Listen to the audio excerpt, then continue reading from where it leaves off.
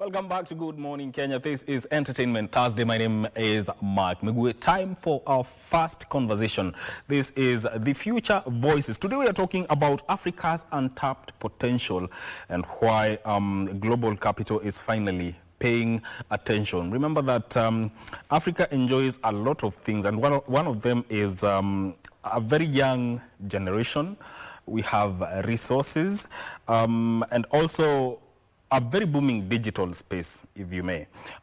So it's the place to be. But when we talk about this untapped potential, what are we talking about? To help me in that conversation, I'm joined by Pauline Ndung'u, who is a business development manager at GFC Africa. Welcome to Good Morning Kenya. Thank you so much for Unaendeleaje? having me. Karibu sana. Mimi niko poa, labda wewe. Mimi niko salama kabisa. Yeah. Let's get into it. Okay. When you talk about this untapped potential of the African continent in the first place, what are we talking about? Well, maybe I can start by introducing myself. Again, my name is Pauline Ndung'u. I'm the Business Development Manager, GFC Africa. Our company focuses on growth and development of companies. We do offer business advisory services to grow your businesses. So, Africa untapped potential. It is a wide topic. Like you have stated, Africa, it has the largest population of young people, right? And whenever we talk about young people, we're talking about growth. Yes. There's a lot of potential. Also, workforce. Young people, they are very skillful. We also look at young people, they are the driving force of growth in economy. Also technology, yes. So when we look at that, then we see why the global investment will be interested in Africa, because we have all the skills that they are looking for, yes. Does that make Africa pivotal in playing a role within the world economy? And how is it doing that? Well, yes. You see, now Africa, especially Kenya. Yes. We can say Kenya, first of all, is the largest economy in East Africa. And we happen to host a number of very essential forums focusing towards growth and development of Africa. We also have, Africa Continental Trade Association, yes, whereby it's making trade easy for the African continent, the Pan-African Pan-African, basically trade. Yes. And so we have a lot of strategies. With that comes a lot of strategies. Also, there's the collaboration from Afrimax. It's basically Africa Export-Import Bank, AfriBank.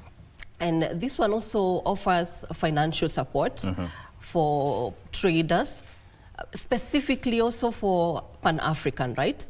But now this guarantees the major global investors. There's guarantee of financial strategy, strength, and this in future will help Africa be at a very strategic place. Yes. You know, in Africa, we have this African Continental Free Trade Area or agreement. Yes. How has it positioned Africa as a general? Because it has opened up the market within Africa. Yes. But how has that positioned Africa to the world as in general, as a market hub? Well, it's at the moment it's not a guarantee that Africa is already there. It's under development. But now when we have this, we're having like a major, it's like one big market. And when we have this, then it means that, you know, when we come together, we have strength. It means that we can put Africa at basically, we are somewhere. It puts Africa somewhere when it comes to trade, infrastructure, because when you put all these efforts together, then it makes us look powerful. Yes. In terms of capital, do you think we really understand, as a continent, we really understand the whole aspect of capital, because you're looking at human capital, social capital, and everything? Do we have, do we really understand the whole scope of capital when it comes to investments within the continent? Well, again, we're not there yet. We are still growing. But now, when we have like major financial banks that are supporting traders, that are supporting businessmen, businesswomen, then we can say that we are not bad off. In terms of exports and imports, you see, sometimes African countries, when it comes to exports and imports, they import more than they export. How do you think this can change, especially within this age, and ensure that the kind of business that Africa does with developed areas of the world is balanced? Well, now that's where the Africa continental trade comes in. It is opening doors for Africans. It is helping Africa grow in a way that, although it hasn't been, I can say it has been fully developed in so many countries because they need to gazette it. But now it's putting Africa in a very strategic area, position in terms of trade. And not only trade, it's helping grow infrastructure in Africa. And now when Africa is also basically energized to trade amongst themselves, now it means that Africa is going to go places. Yes, and this can open doors for many African countries.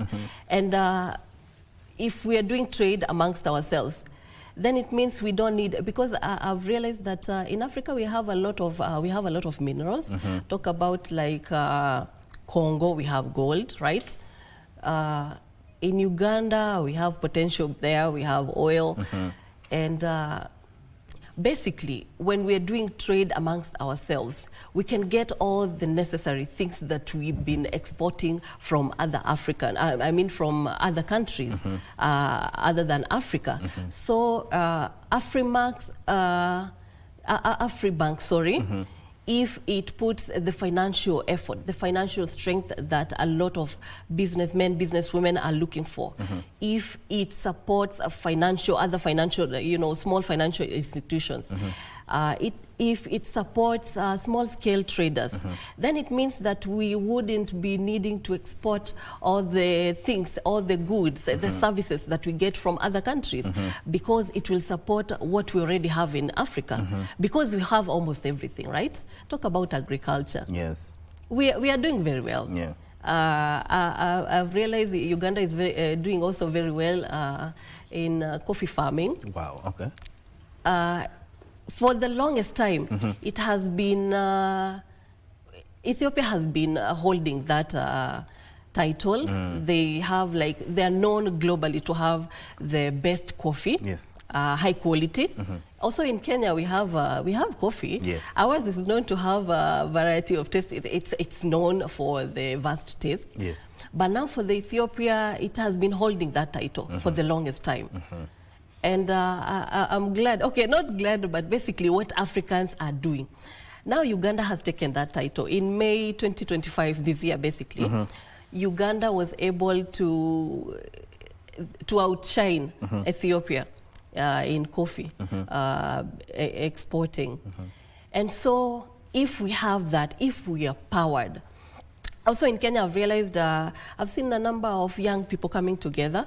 They're doing avocado farming. It's really needed, especially there's a gap that we need to close. A lot of the West countries, they really need those products, especially avocado. They have a higher market in those West countries.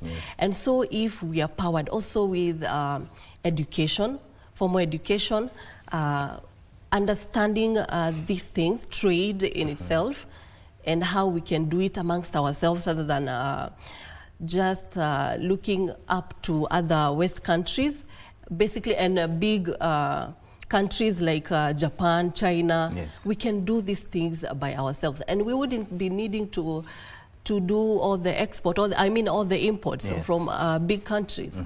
We can be doing that amongst ourselves and getting best things, and of course at lower tariffs. Especially, that's one of the major reasons, major things the Africa continental free trade areas are trying to achieve. We have lower tariffs, we don't have all the barriers. If we're trying to trade amongst ourselves, we wouldn't be needing a lot of, paperwork and all that. So they're simplifying this for us. And if that is done well, then we are going to be somewhere in the map. So it's not only looking at the aspect of having investors from developed countries coming to invest within Africa. There's also a need for the governments, respective governments, to make the environment of doing trade and investment conducive. Yes. Now, for the government, they're also really trying, we stop looking at the bad political side. Yes. There's also some good things they are doing. They're really trying to bring Africa, they're bringing forums, very big forums, especially in Kenya. And that's why I'm saying, like, Kenya is a big economy when it comes to East Africa. They bring really major forums. And these forums, they help these global capital. Basically, they give them the information and all the things they need. They also simplify maybe the regulations, opening business in Kenya, those kind of regulations, they're simplifying them or they're making them better. And so some of these things, they're attracting foreign investors. Yes. Do you think now that we have this potential that we are talking about, and the chances or the opportunities that Africa presents to the to the globe, do you think it will change the way investors or investors from developed countries view Africa from the lens of aid and risk? Is that going to change? Yes. Again, I go back to Africa continental free trade areas. If we're able to come together, because that's basically the thing they're trying to achieve. If we're able to come together as African nations, if we can create that strong power, that big market, then they will see, whenever there's a market, then there are big opportunities. And that is putting us somewhere. And for them, that's what they're looking for, Even for small business owners, whenever they're trying to look for supports from big companies, they need to show their strengths, right? They need to show the investors that they can do something and they have the potential. And so if you're positioning yourself somewhere, then I don't see the reason why foreign investors won't take these opportunities. Yes, indeed. We are talking about Africa's untapped potential and why the global capital has trained its eyes on Africa. This conversation continues shortly after this break.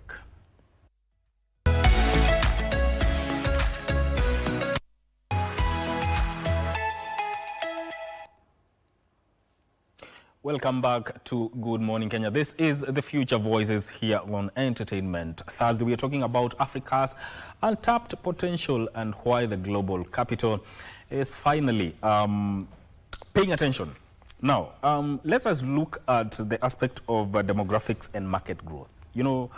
I was reading somewhere that by 2050, 1 in every 4 people on the planet will be African. So this is a very interesting aspect. So what does this demographic mean for Africans? And also from the perspective of investors and policymakers? Well, it's all about positioning ourselves. And one thing I know for sure, like we said, Africa has the largest number of young population, young people. And young people, whenever we talk about young people, we can look at education. most young people nowadays are very educated, right? And that means that the skills that the global markets are looking for, we have them. We have them. And young people are able to open these opportunities for Africa. Now, the only problem is that a lot of young people, yes, are educated. Yes. And these are problems that we are facing. Very educated, but then the opportunities are not there. If only their education can be matched by job opportunities, then we can be somewhere. We are not there yet, but what we're doing so far we're not bad. We are doing well. But if only their education can be matched with job opportunities, because we have a lot of unemployed young people. Yeah, and that's a problem. And we are hoping that our governments all over Africa, they are working towards changing that. Yes. Because there's also the aspect of, if you're speaking about opportunities, there's also the aspect of creating opportunities for yourself. Yeah. Let's say when you're getting into business, it's all narrows down to what we said earlier, making environments better for businesses to grow. Yeah. There's also the aspect of, now, even as you talk about that, from your own perspective, what sectors do you see growing or benefiting from this fast-growing generation, especially who are very tech-savvy, who are very business-oriented? Now, I'm going to mention the key sectors. It's basically all over, but then we can talk about some few. The key sector, basically, we can talk about agriculture. Yes. Again, agriculture has been known to be the driving economy, the driving force of any economy in the world. It offers a lot of job opportunities. Basically, it has a lot of potential. It brings a lot of potential. If we can invest in agriculture, if government institutions can come up with education for young people, although so far we are doing well, but we need a lot of information, you know.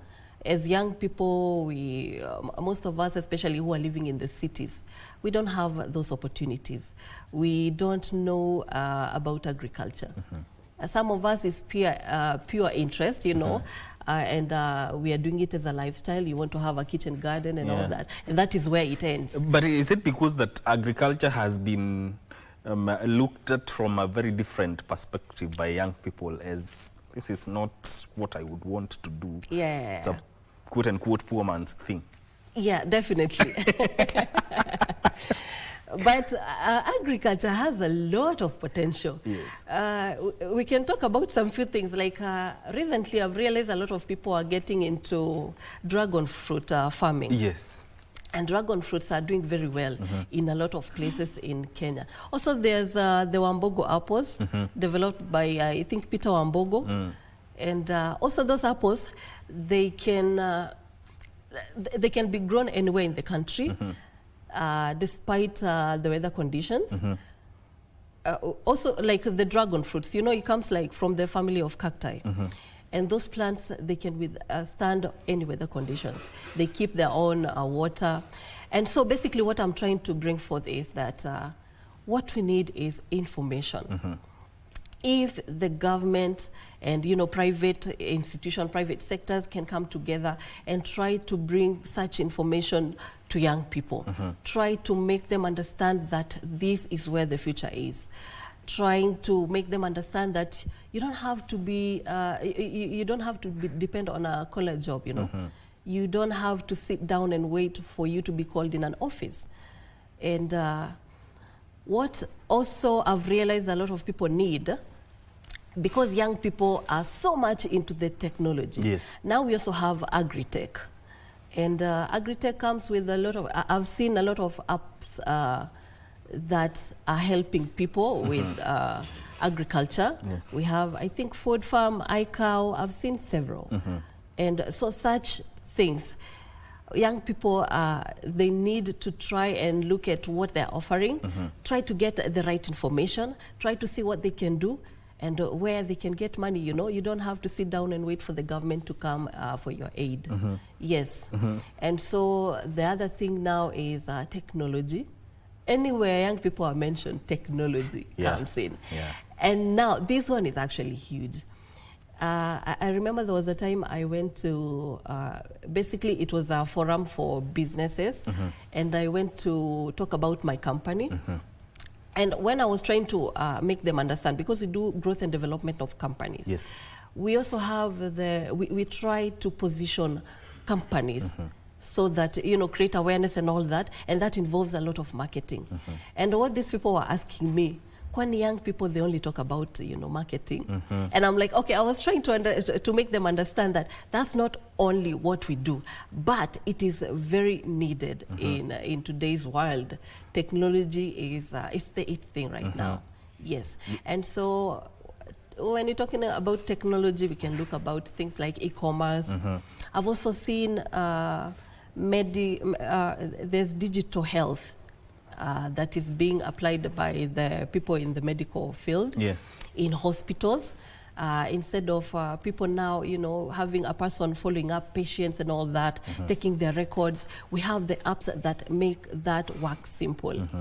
And so technology is really big. We also have fintech.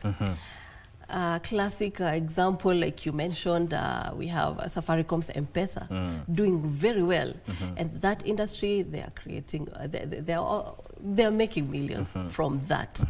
And so also we have energy. We have, I've seen a lot of people doing the solar business, and it is also doing very well. Another thing we can talk about, population. We have a lot of population in Africa. Yes. Our parents really outdid themselves. We have a lot of population. They went all out. The population is huge. Yes. And with that, it creates a demand. And so if you're smart enough and look at where we have a lot of gaps with a huge population. We can also say also a huge population that is working. Yes. We have a lot of disposable finances. And also a huge population means a huge market. Yes, yes. And now, where can we direct all these efforts to? Yes. Yes. So you've touched on technology and fintech and the aspect of mobile money. From this development, what do you think are the lessons that Africa needs to derive from this advancement? Well, now you see, for something like fintech, that is, like I'm saying, it's the it thing right now. We are driven by technology at the moment. Yes. And there's no coming back. Mainly what I can tell, maybe like business people, try to embrace technology, try to move with it, because we are no longer in the era of, we have a lot of paper stacked in the office. When someone comes, you're trying to get information. When KRA knocks at your door, you're looking for your paperwork. That's a lot of work. Yes. You move with technology. Yes. And if you're able to do that, then also I don't see the reason why we cannot also work with big companies. Yes. Now, let's close this discussion with this final question and take it with you as your closing remarks. Yeah. From your own perspective, how does the future look like for the continent? Well,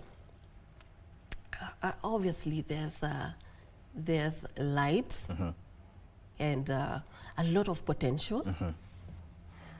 And the first thing that I'm going to talk about, something that is really going to put Africa out there, is these trade barriers that are being developed right now, the policies that are being taken, lower tariffs,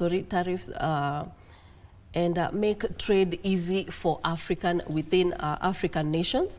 And these are some of the things that, we're creating like one major market.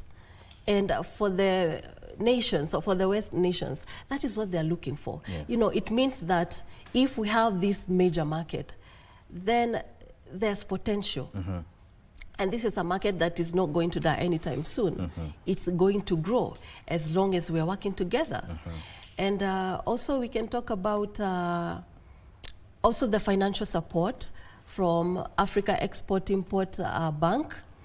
Whenever there's financial support in any country, even when you're a small-scale farmer, trader, a business person, if there's guarantee that at the end of the time you'll have enough financial support or you have finances, there's liquidity, then it means that there's guarantee. You know, this is like some sort of assurance. You know, if I invest in your company, there's no way it's going to fail. Yes. Because we have everything that we need, and finances is being the key, basically. Yeah. Yes. Pauline, thank you so much for making time. I truly appreciate. Yes. And I would love to encourage people to also try and invest in marketing. This is something that it's a field that I have seen a lot of people failing in. They think that marketing only works for young people. You know, not only young people, big companies. We talk about Coca-Cola, Blue Band, and all that. But what they do is basically they're being consistent. People need to be consistent when their main goal is to create an empire, to create a company that lasts, to create a healthy company. So people need to invest in marketing. It is not only it's not meant for big companies, also small companies. Basically, if you want to have a healthy company, this is what you need to do. Okay. Yeah. All right. Thank you so much for making time to I really appreciate to come and talk about this. Yeah. That is Pauline Ndung'u, who is a business development manager at GFC Africa. This is where this conversation ends.